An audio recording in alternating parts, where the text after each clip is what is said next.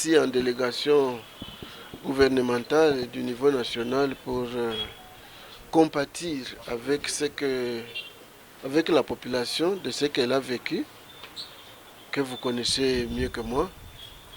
Et puis, il est venu nous encourager pour nous dire qu'ils sont ensemble au niveau du chef de l'État et au niveau du gouvernement national.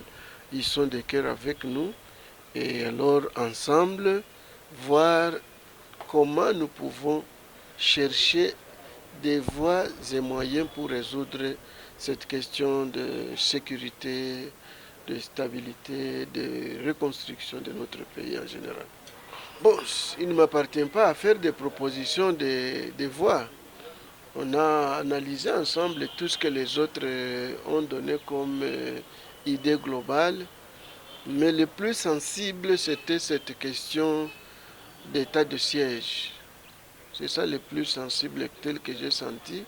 Et c'était pour nous dire, nous rassurer que le projet d'état de siège au Sud Kivu n'a jamais été à l'ordre du jour du gouvernement.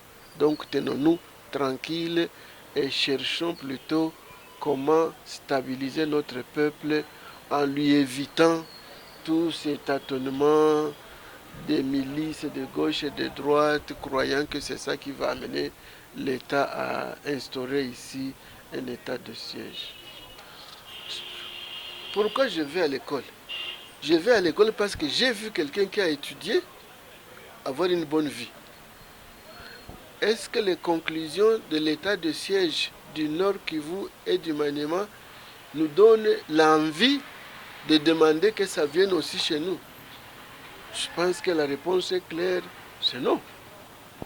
Les résultats au Nord Kivu et à Ituri n'étant pas positifs aujourd'hui, ce n'est donc pas un modèle à imiter pour d'autres provinces, quoi qu'il en soit, à travers les difficultés, les peines et les joies que ces autres provinces sont en train de connaître. Attendons, on est à la 10e ou à la 11e prorogation au niveau du Nord.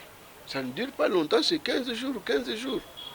Donc, ce qu'on a aujourd'hui comme résultat ne nous donne pas la joie de dire que c'est un exemple à imiter. Avec les dernières attaques que nous avons connues, l'incursion de l'armée rwandaise à côté de Goma, cette histoire qui s'est passée avant-hier à Bunagana, ce qu'on est en train de vivre de douloureux dans le Lituri, dans le Beni, tout ça sont des réalités tristes. Donc on ne peut pas encourager ça. Heureusement que le ministre lui-même a dit ça n'a jamais été objet de discussion au niveau du gouvernement. Mais les gens ont pensé que en venant ici, avec ces bandits dont on ignore les origines, dont on ignore les coins où ils se cachent jusqu'à aujourd'hui, malgré cela, le gouvernement n'est pas preneur. Et encore plus le chef de l'État.